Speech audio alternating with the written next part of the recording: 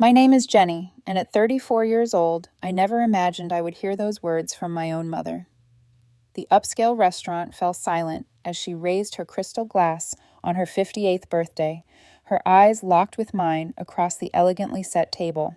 The best birthday gift I could give her, she announced to our stunned family and friends, would be if I simply left her life. Instead of walking away, I made her leave mine. If you are watching this, drop a comment telling me where you are viewing from. Hit that like button and subscribe to follow my journey of reclaiming my life after decades of emotional abuse. Let me tell you more about myself and how things came to such a breaking point with my mother. I work as a successful freelance graphic designer creating branding packages for small businesses and startups. I love my work because it gives me creative freedom and the ability to help others build their dreams. I have always been drawn to art and visual communication, something my mother, Laura, never understood or valued. Laura is 58 years old and works as a senior bank officer at one of the largest financial institutions in Boston. She has always been meticulous, demanding, and obsessed with appearances. Growing up, our house needed to be spotless whenever anyone visited. My clothes had to be perfectly pressed, and I was expected to achieve straight A's in every subject. Nothing less than perfection was acceptable in her eyes. My father died when I was 12 years old. He was a kind, gentle man who balanced my mother's rigid personality. He worked as an architect and always encouraged my artistic talents. When he passed away suddenly from a heart attack, he left us our family home in the suburbs of Boston and a considerable sum of money from his life insurance and savings. That should have provided financial security, but instead it became another tool of control for my mother. After Dad died, Mom became even more controlling. It was as if losing him made her grip tighter onto everything and everyone else in her life, especially me. I became the sole focus of her perfectionism and criticism. I still remember how she controlled every aspect of my teenage years. I could not attend sleepovers without extensive questioning. My homework was checked twice, once by me and once by her. My clothes were selected based on what she thought looked appropriate, not what I wanted to wear. Our family home sits on a quiet street in Brookline, a suburb just outside Boston proper. It is a beautiful colonial-style house with 4 bedrooms, a spacious kitchen that my father renovated himself, and a backyard with a maple tree my parents planted when they first moved in. The house holds so many memories, both good and painful. Every corner contains echoes of my childhood, my father's laughter, and my mother's constant criticism. Throughout my life, Laura consistently compared me to other children she deemed more successful or accomplished. The daughter of her colleague who became a surgeon, the son of our neighbors who got into Harvard, the niece who married a wealthy businessman at 25. I was never quite good enough in comparison. My artistic talents were dismissed as a hobby, not a real career path. My sensitivity was labeled as weakness, not emotional intelligence. Her expectations were often impossible to meet. If I got straight A's, she would ask why I did not have more extracurricular activities. If I joined clubs, she would question why my grades were not higher. When I got accepted to Boston University with a partial scholarship for graphic design, she complained that I should have applied to more prestigious schools. The achievement I felt proud of was diminished by her dissatisfaction. After college, I made the decision to move back home temporarily to save money while establishing my freelance business. What I thought would be a 1-year arrangement stretched into nearly 7 years, as Laura found ways to make me feel both obligated to stay and guilty for wanting to leave. She would mention how lonely she was, how the house was too big for just her, how she worried about her health. Then, in the same conversation, she would criticize my career choice, my appearance, or my lack of a serious relationship. The financial situation between us became increasingly complicated. The money my father left was placed in a joint account that Laura controlled. While technically I had access, any withdrawal I made was scrutinized and questioned. She would ask for detailed explanations of how I planned to spend even small amounts of my inheritance. Meanwhile, she freely used the funds for home renovations, luxury vacations, and expensive clothing, all while criticizing my business expenses as frivolous. Over the years, Laura violated my trust in countless ways. When I was 16, she read my diary and then punished me for the normal teenage thoughts and feelings I had expressed in what I believed was a private space. In college, she would call my roommates to check on my whereabouts if I did not answer my phone quickly enough. Even as an adult living under her roof, she would go through my mail, check my browser history on the family computer, and listen to my phone conversations. My relationship suffered because of her interference. Any friend she disapproved of was subjected to cold treatment when they visited. Any potential romantic partner was scrutinized and found lacking. She would make cutting remarks about their education, career prospects, or family background, often within their hearing. Several promising relationships ended because of her behavior, with one boyfriend telling me he simply could not deal with the stress of navigating my relationship with my mother. Through it all, I kept trying to earn her approval, to be good enough in her eyes. I achieved success in my career despite her predictions of failure. I maintained friendships despite her interference. I built a life for myself while living under the shadow of her judgment. But the constant criticism wore me down year after year, eroding my self-confidence and making me question my own perceptions and decisions, until that birthday dinner when everything finally became crystal clear. I spent weeks planning the perfect celebration for my mother's 58th birthday. I wanted everything to be special, partly because I genuinely hoped to please her, and partly because I still held on to the childish fantasy that if I did everything right, she might finally approve of me. I reserved a private dining room at Sorellina, one of the most exclusive Italian restaurants in Boston, and her favorite place for special occasions. I personally selected the menu, ensuring all her favorite dishes would be served. Prosciutto with figs and aged balsamic for the appetizer, wild mushroom risotto as the first course, osso buco with saffron risotto for the main dish. I had spent hours on the phone with the pastry chef designing a custom birthday cake, a delicate hazelnut torte with gold leaf decoration that cost over $200. No detail was overlooked.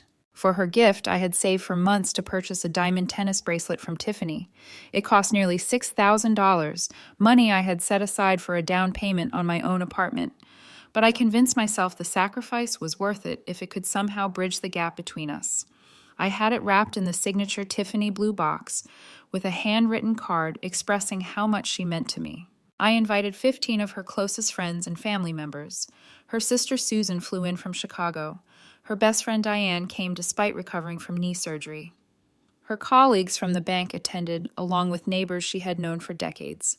Everyone who mattered to her was there, which made what happened even more devastating. The evening began beautifully. The restaurant staff was attentive. The food was exquisite, and Laura seemed genuinely happy. She smiled more than I had seen in years, laughing at stories her friends shared and accepting compliments graciously. For a few hopeful hours, I allowed myself to believe that this birthday might mark a turning point in our relationship, that the warmth she showed to her friends might finally extend to me as well. When it came time for toasts, each guest stood and shared a memory or kind word about Laura. Her boss praised her work ethic and attention to detail. Her sister reminisced about their childhood adventures. Her friend Diane thanked her for her support during difficult times. The atmosphere was warm and celebratory, filled with genuine affection. Then it was Laura's turn to speak. She stood elegant in the navy blue dress I had helped her select, diamond earrings glinting in the soft lighting of the restaurant. She thanked everyone for coming, expressing appreciation for their friendship and support. She mentioned how blessed she felt to have such wonderful people in her life. Then she paused, swirled the wine in her glass, and looked directly at me. "You know what would be the best birthday gift?" she said, her voice carrying clearly across the suddenly quiet room. "If Jennie would finally leave my life." The silence that followed was absolute. Forks froze midway to mouths. Glasses stopped clinking. It was as if someone had pressed pause on the entire evening. I felt blood rush to my face as 15 pairs of eyes darted between my mother and me. My heart hammered so loudly I was certain everyone could hear it. Laura continued, seemingly oblivious to the shock she had created. "For 34 years, I have watched her make one disappointing choice after another. Her mediocre career as a so-called designer, Her inability to find a suitable husband or give me grandchildren, the way she continues to depend on me financially and emotionally instead of standing on her own 2 feet like a real adult. Each word felt like a physical blow. I could not breathe. I could not move. I could only sit there, pinned by her gaze and her words as she systematically dismantled my entire existence in front of everyone I knew. One of her friends, Patricia, attempted to laugh it off. "Oh, Laura, you do not mean that. You are just joking around after too much wine." My mother took a deliberate sip from her glass and replied, "I have never been more serious in my life. Sometimes the truth needs to be spoken. I have carried this burden long enough." The room temperature seemed to drop 20 degrees. Guests shifted uncomfortably in their chairs, avoiding eye contact with both of us. The server, who had approached with coffee, quickly retreated. The beautiful cake sat forgotten on its silver stand. I felt simultaneous waves of humiliation, rage, and crushing sadness. My throat closed up, making it impossible to defend myself or respond in any way. Tears threatened, but I refused to cry in front of these people, refused to give my mother the satisfaction of seeing me break. The evening disintegrated after that. Guests made awkward excuses to leave early. The restaurant staff hurried to package uneaten cake and bring coats. No one knew what to say to me, though a few squeezed my hand or patted my shoulder sympathetically as they left. Within 30 minutes, the private dining room that had been filled with celebration was nearly empty. The drive home was conducted in complete silence. Laura sat in the passenger seat, occasionally checking her phone as if nothing unusual had happened. I gripped the steering wheel so tightly my knuckles turned white, focusing all my energy on making it home without breaking down. When we arrived, she went straight to her room without another word, leaving me alone in the kitchen with the remains of her birthday cake and the weight of her public rejection crushing my chest. Sleep eluded me that night. I lay in my childhood bedroom, staring at the ceiling, my mother's words playing on an endless loop in my mind. As painful as her birthday declaration had been, it was just the culmination of a lifetime of similar moments, each one a brick in the wall she had built between us. I remembered my college graduation day. I had graduated magna cum laude with a degree in graphic design, landing a prestigious internship before many of my classmates had even started job hunting. As families gathered on the lawn for photos, other parents were hugging their children, expressing pride and excitement for their futures. When I found my mother in the crowd, her first words were, "That useless art degree is going to leave you unemployed and living in my house forever." She did not even want a photograph together. 3 years ago, I landed my biggest client yet, a tech startup that hired me to create their entire brand identity. The project doubled my annual income and was featured in a design magazine. When I showed my mother the article, hoping finally for some acknowledgement of my success, she glanced at it briefly and said, "Lucky timing. They probably could not afford a real agency." Then she changed the subject to her friend's daughter, who had just made partner at a law firm. Then there was Jason, the architectural engineer I dated for nearly 2 years. He was kind, intelligent, and treated me with respect and affection. I thought he might be the one, until the night he came to dinner at our house. Laura spent the entire evening subtly undermining him, questioning his career prospects, making thinly veiled comments about his modest background. When he went to the bathroom, she hissed at me that I could do better, that he was clearly not good enough for her daughter. 2 weeks later, Jason ended things, saying he could not see a future with someone whose family would never accept him. About 2 years before the birthday incident, I had finally sought professional help. My therapist, Dr. Lawson, helped me recognize the patterns of emotional abuse and control that had characterized my relationship with my mother throughout my life. He explained concepts like gaslighting, where Laura would deny saying hurtful things I clearly remembered, and emotional blackmail, where she would withdraw affection or threaten abandonment if I did not comply with her wishes. The sessions were painful but illuminating, helping me understand that the problem was not my inadequacy, but her toxic behavior. The morning after her birthday, I came downstairs to find Laura having breakfast as if nothing unusual had happened. She was dressed for work, reading the newspaper, and eating her usual yogurt with granola. I stood in the doorway, waiting for some acknowledgement of the previous night's events, some explanation or apology. "Is there coffee made?" she asked without looking up from her paper. "Are we not going to talk about what you said last night?" I asked, my voice shakier than I intended. She flipped a page. "I do not know what you are talking about. If you have not made coffee, please do so." I need to leave for work in 20 minutes. It was such a classic example of her gaslighting that it almost made me laugh. Almost. Instead, I turned and left the house without another word, driving aimlessly until I found myself parked outside my friend Nicole's apartment building. Nicole and I had been friends since college. She had witnessed Laura's behavior firsthand over the years and had always provided a safe haven when things at home became unbearable. She was also a family law attorney, which proved invaluable in the weeks that followed. Over strong coffee at her kitchen table, I poured out the entire story of the birthday dinner. Nicole listened, without interrupting, her expression growing increasingly concerned. "This is beyond toxic, Jennie," she said when I finished. "It is emotional abuse, plain and simple, and it is time for you to get out." "I know," I admitted. "I have known for a long time, but the house—" "The house your father left to both of you," Nicole reminded me. "The house that, according to the documents you showed me last year, becomes solely yours if either of you chooses to leave permanently. Your father made sure you would always have a home, Jennie." She was right. My father had been wise enough to include that provision in his will, perhaps sensing that the relationship between my mother and me might deteriorate after his death. I had never seriously considered enforcing it, always hoping things would improve naturally. That hope had died at Sorellina last night.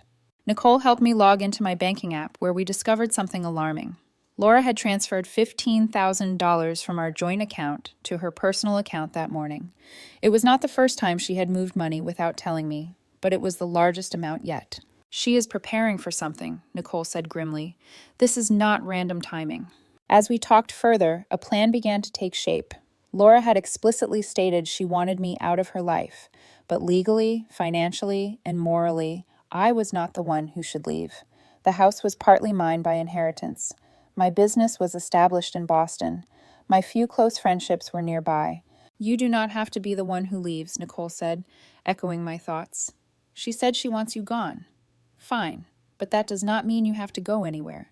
Maybe it is time she experienced the consequences of her words. With Nicole's help, I began to see that I had options. I did not have to continue accepting Laura's abuse. I did not have to keep hoping for approval that would never come. I could stand up for myself, enforce boundaries, and reclaim the life and home that were rightfully mine. By the time I left Nicole's apartment that afternoon, I had made my decision. My mother had asked for a gift at her birthday, the gift of me leaving her life. Instead, I would give her something else entirely. I would give her exactly what she had given me for 34 years, the experience of having everything she valued controlled by someone else. Over the next 3 days, I gathered every legal document related to our house and my father's estate. The original deed, the updated will, insurance policies, tax records, utility bills. Nicole had advised me to have everything in order before taking any action, and I was determined to be thorough. I hired James Peterson, a private investigator recommended by Nicole, to look into our financial situation. I needed to know exactly what assets we shared, what belonged solely to me, and what Laura might have hidden over the years. James was discreet, efficient, and uncovered more than I had anticipated. Within a week, he provided documentation showing that Laura had withdrawn over $100,000 from our joint account over the past 3 years. Money that was partly my inheritance from my father, taken without my knowledge or consent. She had used it to invest in stocks, take luxury vacations she claimed were work-related, and renovate parts of the house without consulting me. Armed with this information, I went to our bank and froze the joint account. With Nicole present as my legal representative, I explained the situation to the bank manager, showing proof of the unauthorized withdrawals and my partial ownership of the funds. The manager was sympathetic, particularly when Nicole pointed out the potential legal consequences for the bank if they allowed continued unauthorized access to inherited funds. I then opened a new account in my name only and transferred my freelance business earnings into it. For the first time in my adult life, I had financial resources that were completely under my control. The sense of freedom was both exhilarating and terrifying. Laura's reaction was swift and furious. She called my cell phone 17 times in a row when she discovered she could not access the joint account. I let the calls go to voicemail, listening later to her progressively angrier messages. "What do you think you are doing?" she demanded in the first message. By the 10th, she was threatening legal action. By the 15th, her voice had taken on a wounded tone, asking how I could do this to my own mother. The manipulation was so transparent now that I could identify it, but it still twisted something in my chest to hear it. I waited until I knew Laura would be at work the following day. Then I called a locksmith and had every lock in the house changed. The locksmith was initially hesitant when I explained the situation, but the deed showing my name and the documented history of financial abuse were enough to convince him to proceed. While he worked, I hired a security company to install cameras covering the exterior of the house. If Laura attempted to force her way in or damage property, I wanted it documented. The security technician helped me set up alerts that would send notifications to my phone if anyone approached the house. Nicole came over that evening to help me prepare for the inevitable confrontation. We went through possible scenarios, practiced what I would say, and reviewed the legal documents one more time. She reminded me that I had every right to protect myself and my property, that Laura's emotional abuse did not entitle her to continue exploiting me financially or living in a house that was partially mine. Remember, Nicole said before she left, you are not doing anything wrong. You are not being cruel. You are establishing healthy boundaries with someone who has consistently violated them. This is not revenge. It is protection. At 6:15 that evening, I heard a car in the driveway. Through the newly installed security camera, I watched Laura approach the front door, shopping bags in hand, clearly unaware of what awaited her. My heart raced as she put her key in the lock, then tried again when it did not work. I took a deep breath and moved to the window. She saw me then, her expression shifting from confusion to anger as understanding dawned. She began pounding on the door, her voice carrying clearly through the wood. Jennie, open this door immediately. What have you done to the locks? I spoke through the door, keeping my voice calm and steady as Nicole and I had practiced. The locks have been changed, Mom. Your key will not work anymore. This is my house, she shouted, her face reddening. You cannot lock me out of my own house. I am calling the police. This is legally my house too, I replied, and I have documentation of financial abuse that gives me the right to secure it. You can call the police if you want to. In fact, I already have. That was true. Nicole had suggested I contact the police department preemptively, explaining the situation and asking them to note in their system that there might be a call from my address. I had spoken with a sympathetic officer who understood domestic disputes and assured me they would respond appropriately if called. Laura did call the police, just as I expected. When 2 officers arrived 20 minutes later, she launched into a performance of maternal distress, complete with tears and trembling hands. She told them her ungrateful daughter had locked her out of her own home, that I was mentally unstable, that she feared for her safety. I invited the officers inside and calmly presented my documentation. The deed showing joint ownership, the bank statements showing unauthorized withdrawals, the provision in my father's will regarding sole ownership if one party chose to leave. I played the recording of Laura's birthday speech, where she clearly stated she wanted me out of her life. The officers exchanged glances as they listened. Ma'am, one officer finally said to Laura, this appears to be a civil matter, not a criminal one. Based on the documentation we have seen, Miss Spencer has legal right to be in this property. We cannot force her to allow you entry. But my clothes, my personal belongings, Laura protested. I am willing to let you collect essential personal items, I said, with the officers present as witnesses. The look Laura gave me contained more hatred than I had ever seen directed at anyone, let alone from a mother to her daughter. But with the police watching, she had no choice but to agree to my terms. I stood silently as she filled 2 suitcases with clothing, toiletries, and personal documents from her bedroom. The officers remained present the entire time, ensuring the process remained peaceful despite the palpable tension. When Laura reached for a small jewelry box containing pieces that had belonged to my grandmother, I quietly pointed out that those were family heirlooms that belonged to both of us.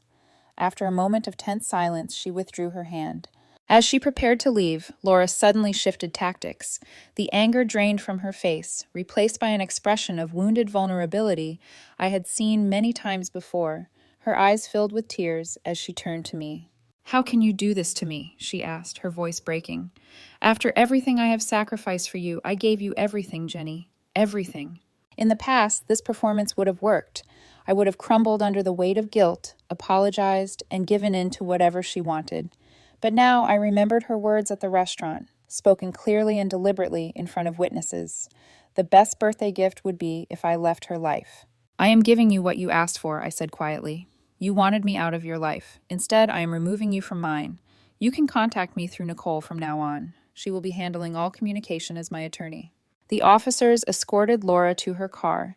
Through the window, I watched her drive away, her taillights disappearing down the street. For the first time in my adult life, I was truly alone in my own home. The silence felt like both a blessing and a challenge. What would I do with this newfound freedom? Who would I become without the constant weight of her disapproval? I did not know yet, but I was finally free to find out. Laura checked into the Marriott downtown, a fact I learned from her sister Susan, who called the next day to berate me for throwing my mother onto the street. I listened calmly to Susan's accusations, then explained exactly what had happened at the birthday dinner and in the years leading up to it. Susan's tone changed somewhat when I played the recording of Laura's speech, but family loyalty ran deep. She ended the call by saying she hoped I would come to my senses soon. Within days, I discovered that Laura had launched a systematic campaign to damage my reputation and pressure me into backing down. She contacted extended family members, mutual friends, and even some of my clients with stories about my mental breakdown and how I had cruelly evicted her. According to her narrative, I had become unstable, possibly due to drug use or a personality disorder, and had fabricated accusations against her to steal her home. Several relatives called to express concern about my mental health. My cousin Thomas, who I had always been close to, asked if I needed to talk to someone professional. My Uncle Robert suggested I was having a midlife crisis at 34. Each conversation required patient explanation and, in some cases, sharing evidence of Laura's behavior that I would have preferred to keep private. The situation worsened when Laura began contacting my clients. As a freelancer, my reputation was everything. When she reached out to the marketing director at Horizon Tech, one of my largest accounts, suggesting that my personal problems might affect my work reliability, they put our upcoming project on hold, pending resolution of personal issues. It was a significant financial blow at a time when I was already dealing with legal and emotional stress. 3 more clients distanced themselves after receiving similar calls or emails. One specifically mentioned not wanting to get involved in family drama. My carefully built business was suffering, and with it, my financial stability. There were moments when the pressure felt so intense that I considered giving in, allowing Laura back into the house and my life just to make the nightmares stop. During one particularly low moment, I found myself searching online for support groups related to family estrangement and emotional abuse. That was how I found the forum Healing from Toxic Parents, and through it, Olivia. She had experienced a similar situation with her mother 3 years earlier and understood exactly what I was going through. Our first video chat lasted 4 hours, with Olivia listening, validating my experiences, and offering practical advice based on her own journey. "The smear campaign is textbook," she told me. "My mother did the same thing. She contacted my boss, my friends, even my dentist. It feels like your whole world is collapsing, but I promise you it does get better. The people who matter will see through it eventually." Olivia recommended Dr. Margaret Winters, a psychologist specializing in family trauma and emotional abuse. Dr. Winters offered virtual sessions, which fit my unpredictable schedule and increasingly tight budget. From our first meeting, I felt understood in a way I never had before. She helped me recognize the patterns of abuse I had normalized throughout my life and develop strategies for maintaining boundaries despite the escalating pressure. "What you are experiencing now is an extinction burst," Dr. Winters explained during one session. "When a person loses control over someone they have manipulated for years, they often escalate their behavior dramatically before giving up. Your mother is pulling out all the stops because she senses she is losing her power over you." Meanwhile, Laura had hired Frank Wilson, an aggressive family attorney known for his confrontational approach. Nicole received a lengthy letter outlining Laura's intention to sue me for wrongful eviction, emotional distress, and financial damages. The letter painted Laura as a devoted mother, blindsided by her daughter's irrational behavior, and demanded her immediate return to the family home. Nicole assured me the claims were legally dubious, but responding to them would still require time and money. We filed a detailed response with evidence of Laura's financial misappropriation and emotional abuse. The legal back and forth added another layer of stress to an already difficult situation. Then James Peterson, the private investigator, made a significant discovery. Laura had a secret bank account containing over $250,000. Based on the transfer dates, much of it appeared to be money she had gradually moved from our joint account over the past decade. It was substantially more than the $100,000 we had initially discovered, and it provided concrete evidence of long-term financial deception. "This changes things," Nicole said when we reviewed the findings. "This is not just a few questionable withdrawals.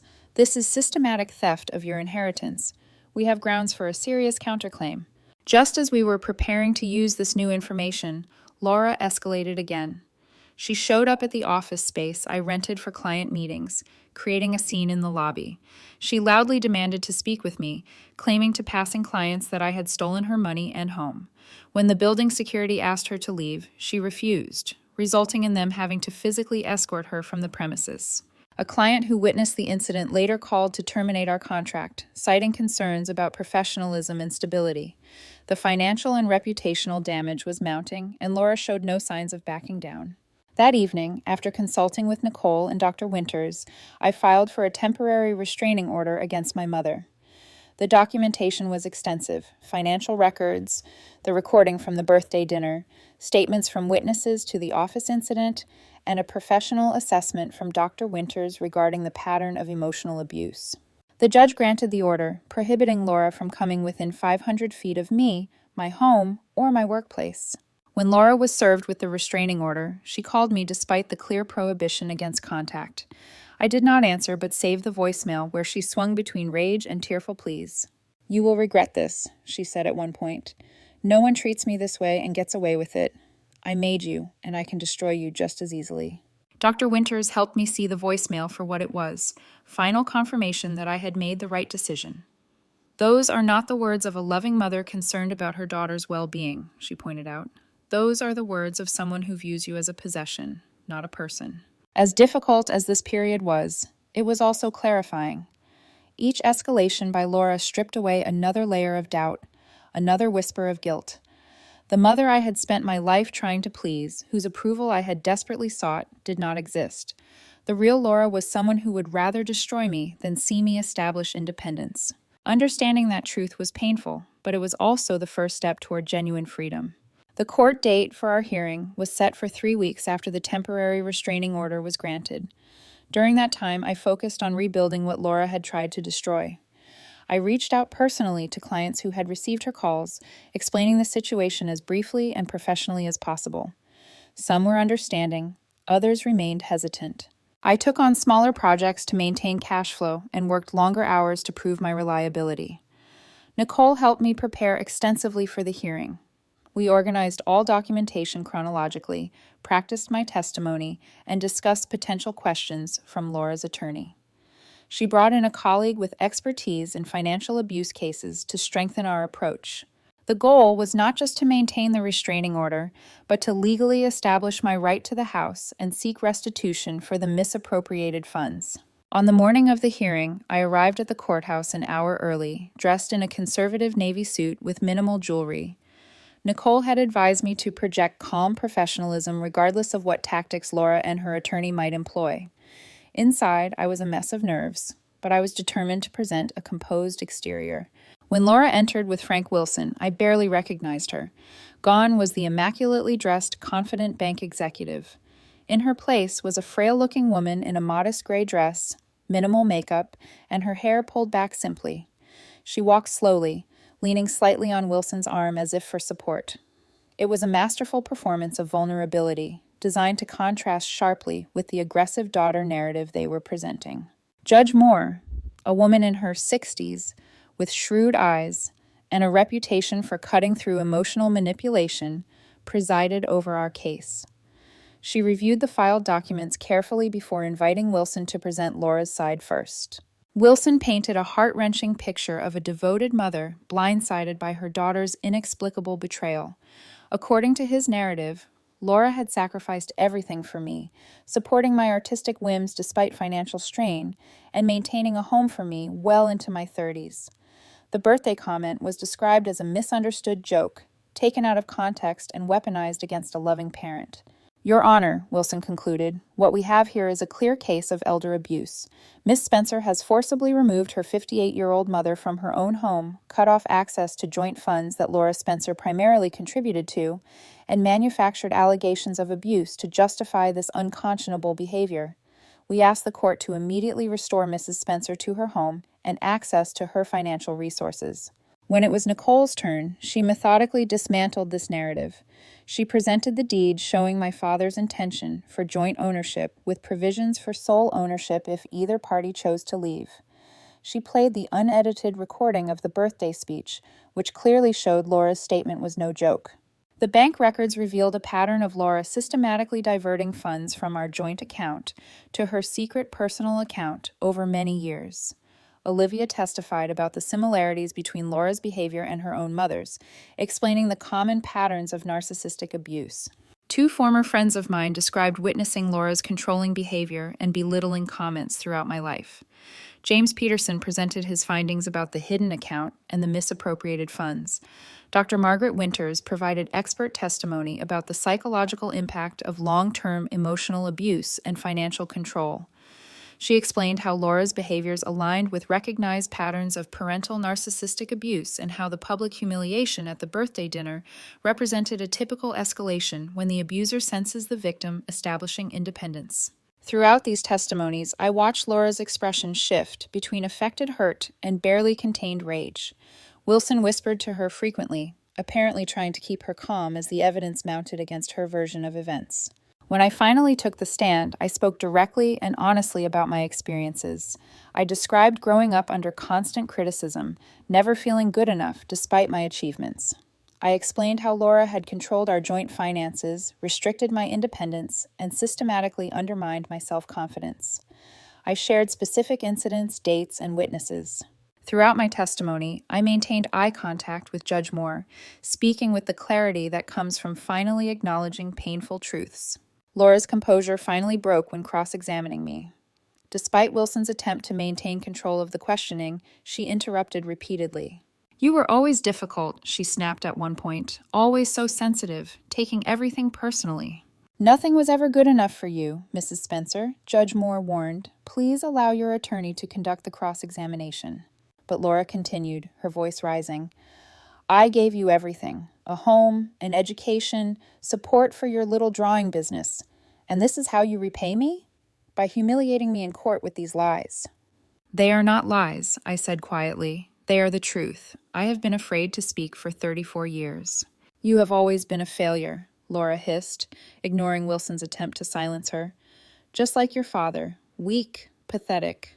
I did my best with what I had to work with." Her outburst accomplished what hours of testimony might not have.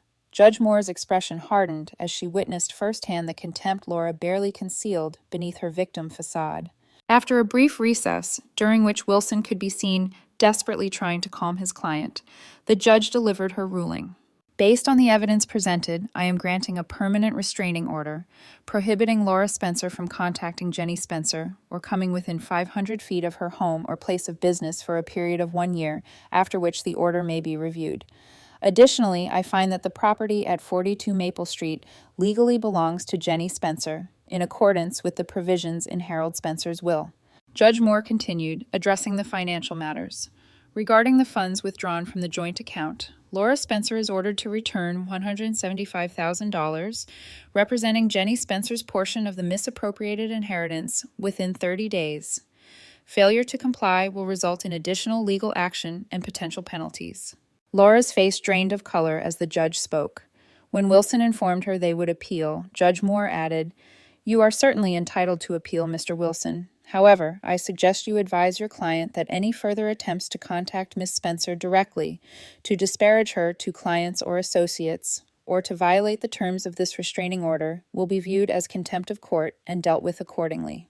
As we left the courtroom, Laura caught up to us in the hallway, ignoring the restraining order that had been issued minutes earlier. Wilson tried to pull her back, but she shook off his hand. "This is not over," she said, her voice low and intense. "You think you have won, but you have no idea what you have done. You will regret this, Jennie, when you are alone with no family, no support, You will remember this day and wish you had never started this." I looked at my mother, really looked at her, perhaps for the first time. I saw the anger, the need for control, the inability to see me as a separate person deserving of respect and autonomy. And I felt something unexpected: pity. "I already know what it is like to be without family support," I told her. "I have lived that way my entire life, even while living under your roof. The difference now is that I will be alone by choice, not because I am being told I am unworthy of love." I turned to leave, but added one final thought. "You asked for a birthday gift, Mom. You said the best gift would be if I left your life. Consider this me, finally giving you exactly what you asked for." As Nicole led me away, I heard Wilson urging Laura to calm down, warning her about violating the restraining order on the courthouse steps. I did not look back. For the first time in my life, I was walking towards something, not away from someone. The distinction made all the difference. 18 months have passed since that day in court. The house on Maple Street still stands, but it has transformed along with me. I painted the walls colors my father would have loved and my mother would have hated: a warm terracotta in the living room, peaceful sage in the kitchen, and a bold teal in what was once Laura's bedroom but is now my home office. Each brushstroke felt like reclaiming a piece of myself, painting over the memories of criticism and control with colors that brought me joy. My graphic design business survived the crisis and has even thrived. After the initial loss of clients due to Laura's interference, word of mouth from those who stayed loyal helped me rebuild. I have expanded my services to include brand strategy consulting, which has attracted larger clients and more stable contracts. 6 months ago, I hired my first employee, a talented recent graduate who reminds me of myself at that age, except she has the mentor I never had. The therapy sessions with Dr. Winters continued weekly for the first year, then gradually decreased as I developed stronger coping mechanisms and clearer boundaries. We worked through the complex grief of losing a parent who is still alive but toxic, the guilt that occasionally resurfaces, despite all evidence that I made the right choice, and the fear of somehow becoming like my mother in my own relationships. "Healing is not linear," Dr. Winters would remind me whenever I felt frustrated by setbacks. "Some days will be harder than others. The goal is not to never feel pain about this loss, but to understand that the pain does not mean you made the wrong choice." Through therapy, I came to understand how my childhood shaped my adult patterns. I recognized my tendency to seek approval from authority figures, to apologize excessively, to doubt my perceptions when challenged. Naming these patterns was the first step toward changing them. Slowly, I learned to trust my own judgment, to express my needs clearly, and to set healthy boundaries in all relationships. 8 months after the court hearing, I met Daniel at a charity event for arts education. He is an architect like my father, with a quiet confidence and genuine interest in others that immediately set him apart. Our relationship developed slowly, with deliberate conversations about expectations, communication styles, and past experiences. When I finally shared the full story about Laura, he listened without judgment and asked thoughtful questions about how the experience had affected me. "My father was controlling too," he told me. "Not in the same way as your mother, but enough that I understand the hypervigilance, always watching for signs of disapproval. We are both works in progress, but I think we can progress together if you are willing." We have been dating for 10 months now. Daniel respects my independence while offering support when needed. He understands when certain interactions trigger old insecurities and helps me distinguish between present reality and past conditioning. For the first time, I am experiencing what a healthy relationship feels like, built on mutual respect rather than power dynamics. Beyond romantic relationships, I have built what therapists call a chosen family. Olivia and I remain close friends, meeting weekly for coffee and check-ins. Nicole is no longer just my attorney, but a trusted friend who joins us for monthly dinner parties. My neighbor Elijah, a retired English professor, has become a father figure who shares book recommendations and gardening advice. Together with Daniel and a few other close friends, they form the supportive community I always needed, but never had growing up. As for Laura, I have maintained the boundary of no contact. She did appeal the court's decision, as threatened, but the appeal was denied based on the substantial evidence presented in the original hearing. According to Susan, who occasionally sends brief updates, Laura moved to Florida 6 months ago to live near her sister. She still maintains that she was the victim in our story, never acknowledging her role in the breakdown of our relationship. Laura occasionally sends emails despite the restraining order. Some are angry, blaming me for her need to relocate and the damage to her reputation. Others attempt manipulation through guilt, detailing health problems or financial difficulties. Early on, these messages would throw me into emotional turmoil for days.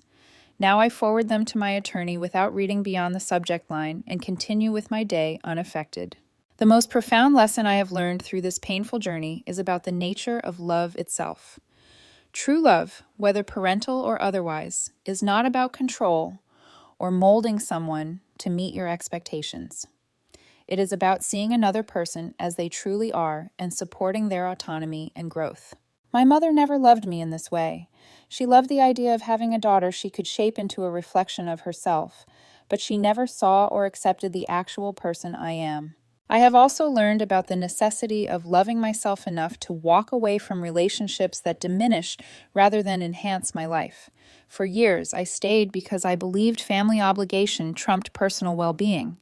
I now understand that no relationship, not even one with a parent, justifies ongoing emotional abuse. Sometimes the most loving thing you can do for yourself is to release the hope that toxic people will change and instead focus on building a life filled with genuine connections. The journey of rebuilding after family estrangement is not easy. There are holidays that feel emptier, life milestones without the witnesses you once expected to have, and the occasional well-meaning question about family that reopens healing wounds. But there is also freedom. Freedom to become the person you were meant to be without constant criticism. Freedom to create new traditions and relationships based on mutual respect. And for me, freedom to define family by love and behavior rather than merely by blood. If you are watching this and struggling with a toxic family relationship, please know you are not alone. The decision to establish boundaries, whether temporary distance or permanent arrangement, is deeply personal and often misunderstood by others.